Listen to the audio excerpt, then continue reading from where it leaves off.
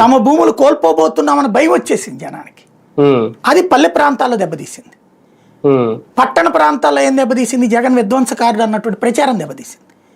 దాన్ని ఎదుర్కోవడంలో ఇవాళ రాహుల్ గాంధీని అడ్డుపెట్టి తిడతన్న వాళ్ళు ఎవరైతే ఉన్నారో వాళ్ళు ఆ రోజున తోడు లేరు జగన్కి. కాబట్టి జగన్ దెబ్బతిన్నాడు.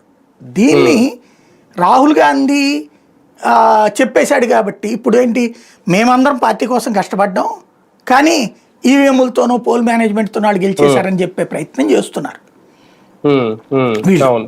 కానీ అదే మైండ్ సెట్ ఈయనలో కూడా ఉందా సార్? జగన్ లో కూడా రాహుల్ గాంధీ మైండ్ సెట్ ఒక రకంగా ఇప్పుడు వీళ్ళు చెప్తున్నట్టే ఈవీఎంలో గోల్మాల్ జరిగింది అనేది మొన్న ఈయన కూడా అన్నారు, జగన్మోహన్ రెడ్డి గారు కూడా.